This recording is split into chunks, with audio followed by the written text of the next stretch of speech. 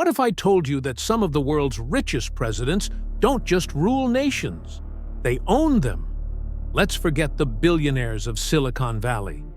These men command armies, control oil empires, and stash away fortunes so large they make Wall Street tycoons look like amateurs. From hidden bunkers to billion-dollar jets, we're counting down the wealthiest men ever to rule a nation. This is the top 10 richest presidents in the world of the 2025 edition. And number 1? He might just be the richest and most feared man on earth. Ranked at number 10 is Nawaz Sharif, Pakistan's former prime minister and steel tycoon. In 2025, his estimated fortune hits $1.8 billion. That's more than the GDP of some small countries like Tuvalu, Nauru, or even Palau. He's not just rich. Nawaz is one of the most powerful and wealthiest figures in all of South Asia. His empire flows through the Sharif Group, a kingdom of steel factories tied to political power. That includes Ittifaq Steel, worth over $400 million, and sugar mills valued at $300 million. He also holds hundreds of millions in luxury real estate across Pakistan, London, and Dubai. But that's just the surface. Offshore accounts and shadowy assets are rumored to push his net worth even higher. With all those ties across steel, sugar, land, and politics, Nawaz doesn't just earn wealth, he steers the country's economy. But here's the thing. Despite all the gold and power, Nawaz reported eats like a humble person with just lentils, yogurt, roti. A billionaire surrounded by gold, but eating off a farmer's plate. Number 9 is Syrian President Bashar al-Assad. Once a quiet ophthalmologist or eye doctor, he is now one of the richest and most feared dictators of the 21st century. As of 2025, his net worth is estimated to be $2.6 billion. That's right, billion with a B. That's more than the entire GDP of some war-torn countries. Shocking, right? And it gets worse when we learn where all that wealth comes from. Assad doesn't just run the country. He runs its economy like a personal empire. His wealth comes from multiple sources. First, hundreds of millions of dollars in Syrian oil and gas, channeled through state-backed companies like Mahroukat and General Petroleum Corporation, both run by trusted insiders. Next came $800 million in lucrative construction contracts and telecommunications monopolies, while another $500 million came from luxury properties across Damascus, Latakia, and Tartus. But all that was in plain sight. Behind it all was a vast network of shell companies, offshore trusts, and shadow funds rumored to push the Assad family's real fortune past $3 billion. In short, he didn't just rule Syria, he owns it. The pipelines, the phone lines, the towers, the silence. While ordinary Syrians face food shortages and blackout after blackout, Assad reportedly retreated to a secret seaside palace, with marble floors imported from Italy, a private cinema, a gilded interior, and deep beneath it all, a 5-star hideaway in a war zone. So while the bombs fall on the ground, below, the man lights a fire and relaxes in 5-star silence. Ranked at number 8 is Joseph Kabila, the former president of the Democratic Republic of Congo, who ruled not like a politician, but like a shadowy CEO. As of 2025, his net worth is estimated at a staggering $3 billion. Meanwhile, in the very country he once ruled, most people still survive on less than $2 a day. So how does a leader from one of the poorest nations on earth become that rich? Simple. He mined it. Beneath Congo's soil lies a modern gold mine, cobalt, and diamonds. Kabila's wealth is built on these priceless resources, especially cobalt, the beating heart of every electric vehicle battery on the planet. With Congo supplying over 70% of the world's cobalt, Kabila didn't just strike gold, he struck global relevance. Through mining concessions, sweetheart deals, and quiet influence over licensing, he reported earned over $1 billion from the cobalt trade alone. Much of it routed through a network of over 80 companies across mining, telecom, banking, and logistics. Meaning he doesn't just own the mines. He owns the roads, the phones, and the vaults too. Moreover, he owns premium real estate in Kinshasa, including compounds fortified with private security. He's also believed to hold millions in offshore accounts, with leaked documents pointing to connections in Panama and the British Virgin Islands. Some intelligence reports even suggest that Kabila brokered multi-million-dollar off-the-books deals with Chinese state-backed firms, exchanging mineral rights for personal kickbacks. In short, he doesn't just benefit from Congo's resources. He quietly orchestrates how they're extracted, traded, and shipped across the globe. He's also, arguably, running the entire global supply chain. And here's the kicker. Despite all this unimaginable wealth, Kabila lives deep in the jungle on a sprawling ranch, surrounded by exotic animals and armed guards. He reported refusing to own a smartphone. No Instagram, no TikTok, no digital trace. Just a $3 billion ghost hidden in the heart of Africa and quietly pulling the strings of a cobalt-powered world. Despite being a country with a very tense political situation, its head of state is ranked 7th among the 10 richest presidents in the world in 2025, and that is Iran. Ali Khamenei, arguably the most powerful unelected man on earth. And in 2025, he's sitting on an estimated $4 billion fortune. While Iran battles sanctions, inflation, and political unrest, its top cleric is sitting on wealth that rivals royal families. Most of his wealth flows through a shadowy empire called Zayed, a state-run holding giant that, in practice, operates like Khamenei's personal investment firm. Zayed controls over $90 billion in assets, but Khamenei is the person who calls the shots. We're talking thousands of confiscated real estate properties, pharmaceutical monopolies, telecom companies, and even a private island. This isn't some random inheritance. This is decades of quiet power play, cloaked in religious authority. He doesn't just have wealth. He doesn't just have money. He owns the pipeline that prints it. And consider this. Despite his billions, Khamenei is rarely seen in luxury. No gold watches, no Ferraris. He wears simple robes, lives in a modest home, at least in public. But behind the scenes, Zayed owns private jets, elite medical facilities, and a lavish estate that is reportedly off-limits to all but his inner circle. Number 6 is a name that is no stranger to anyone. That is Donald Trump, a real estate mogul, two-term president of the United States, and global sensation. As of 2025, his net worth is between $5.1 billion and $7.08 billion. That's more than the GDP of countries like Dominica and Samoa combined. Love him or hate him, Trump isn't just rich. He's built an empire on controversy, branding, and gilding everything. So where's all that money? Let's break it down. Trump Tower and his other properties are worth an estimated $1.9 billion.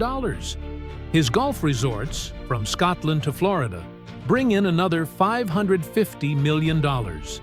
Then there's Truth Social, his media venture, which has helped his fortune skyrocket into the billions after it went public. Add to that the speaking fees, licensing deals, and merchandise. Well, the man has basically made money off his last name. Trump doesn't just own real estate. He's turned himself into a money-printing brand. In short, he's not just a businessman. He is the business. But here's a surprising twist. For all the glitz, glamour, And gold-plated jets? Trump doesn't drink. Not even a drop. Why? Because his brother died of alcoholism, and it left a scar that shaped his life. Whatever the case is, that's a personal line he's never crossed. The fifth richest person in the world is Alexander Lukashenko, Belarus's president, often called Europe's last dictator. But let's be honest, he's more like a billionaire CEO dressed in farmer's boots. As of 2025, Lukashenko's estimated net worth has skyrocketed to a staggering $10 billion. That's more than the combined GDP of Belize and the Maldives, and this isn't accidental. He has a strategy for profiting from the country. First, he controls Belaruskali, one of the world's largest potash producers. The company alone is worth about $5 billion. Then there's the oil and gas transportation system, the pipeline between Russia and Europe, which brings in another $2 billion in state-related revenue. And that's just the topsoil. There's also a web of construction monopolies, arms exports, and over $1 billion in secret foreign real estate, tied to offshore entities and shadowy state firms. And surprisingly, most of this empire is technically public. But in Belarus, public means controlled by one man, Lukashenko himself. Yet despite the $10 billion fortune, Lukashenko keeps up a strange image. He claims to mow his own lawn, loves tractors more than yachts, and insists he's just a humble farmer. Is this a power move? A PR stunt? Or just a dictator with a bucolic charm? But either way, he is a farmer at heart, a dictator in spirit. The top four in the list is Kim Jong-un, the supreme leader of North Korea, and the undisputed king of running a dictatorship like a luxury brand. By 2025, his net worth is estimated to be $12 billion.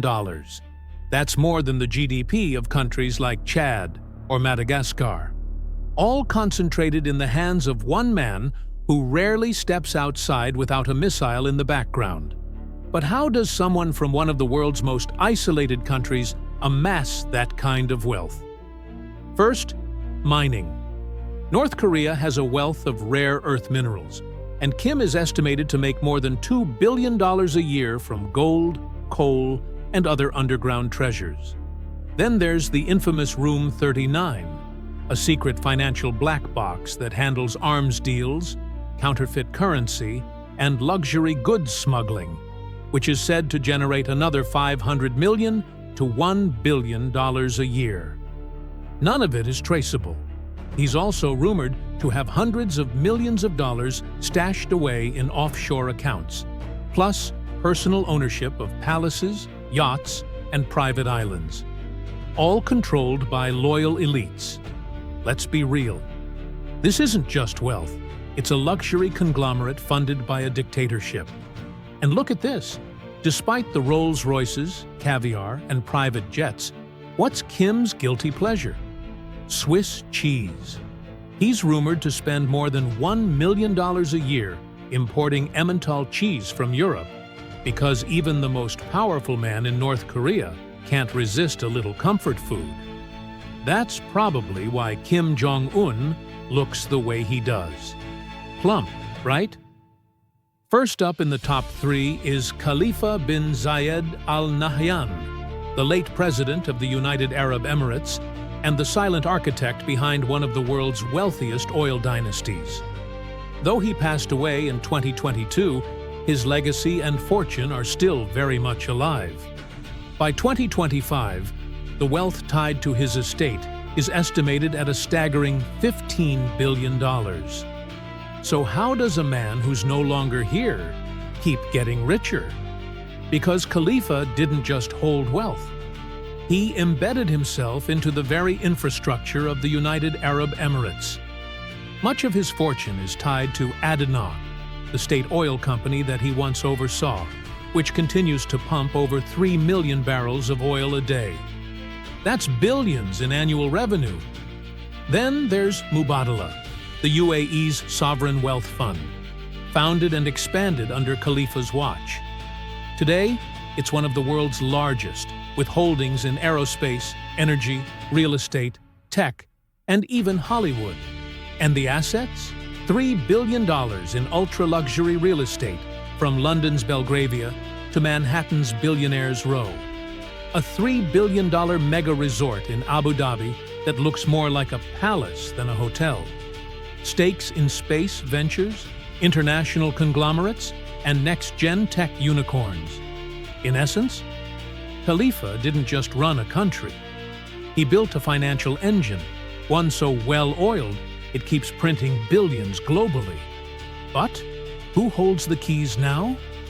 After his death, control of the assets passed to the AlNahyan royal family, led by his half-brother Mohammed bin Zayed AlNahyan, MBZ, the current ruler of Abu Dhabi and UAE president. Under MBZ's leadership, the Khalifa legacy has been preserved and actively expanded, with continued global investments and luxury acquisitions. And yet, for all his power, he was rarely seen in public. In his final years, he all but vanished from the spotlight. Most citizens never even caught a glimpse of him. Now that's billionaire energy, full control, zero camera time. Ranked at number 2 is President Hassanal Bolkiah, the Sultan of Brunei, absolute monarch, and real-life oil tycoon with a penchant for gold. As of 2025, his net worth is estimated to be $28 billion. He's not just rich, he lives like royalty. What is the source? Much of that vast fortune comes from Brunei's vast oil and gas reserves, controlled through Brunei Shell Petroleum, a national gold mine, alone bringing in billions of dollars in annual revenue. Then there's his real estate empire, with palaces, estates, and luxury properties across Southeast Asia and Europe. And don't forget the car collection. More than 7,000 luxury vehicles, including hundreds of custom Rolls-Royces, Ferraris, and Bentleys. One of them, a Rolls-Royce plated entirely in 24-karat gold, worth more than $14 million. And here's the kicker. Despite all that vulgar luxury, the Sultan is known to fly his own Boeing 747. Imagine stepping into a jet. Is the person worth $28 billion? Now that's what you call air bragging. Finally, sitting at number 1, the richest president in the world is Vladimir Putin, Russia's longtime president, former KGB officer, and possibly the wealthiest head of state in modern history. As of 2025, his personal fortune is estimated to be between $70 billion and more than $200 billion. However, this figure is not officially public and is still subject to much debate, which is why Putin is not on Forbes' list. According to multiple intelligence leaks, his wealth is rumored to be as large as the entire national economy. His power lies in his informal control over people, companies, and entire sectors of the Russian economy. Let's explore what you didn't know or at least strongly suspected. He's rumored to hold informal control over Russia's biggest state-run giants, including Gazprom and Rosneft, which alone account for $60 to $80 billion in value. Then there's his infamous Black Sea Palace, a $1.3 billion fortress, including such lavish details as gold trim, a private casino, an underground hockey rink, and more. A web of offshore assets, including real estate in Switzerland, Monaco, and Austria, are said to be held by proxies, loyal oligarchs, and shell companies. Private jets, mega yachts, and an art collection worth untold sums, hidden away from any trace of official documentation. But here's what makes Putin different. He may not own these assets on paper, but he controls them through loyalty, fear, and tight control of the state apparatus. This isn't just wealth. It's political capital, converted into personal empire. Also, leaked blueprints of his private seaside mansion have revealed shocking details. A pillared ballroom, velvet walls, a luxurious spa, and even a tunnel that leads directly to the sea, like something out of a Bond villain's lair. All in all, Putin may not top the Forbes rich list, but behind closed doors, he lives like a modern-day czar, the richest president alive and the hardest to trace. These presidents don't just shape policy. They rewrite the rules of wealth and power, and in the shadows of their power lies a question. How much of their wealth was earned and how much is taken? Behind every billion, there's a story of control, secrecy, and ambition on a scale most of us can't comprehend. Nowhere does the line between leadership and ownership blur more than here. So next time someone tells you politics isn't about money, remind them of these 10 names.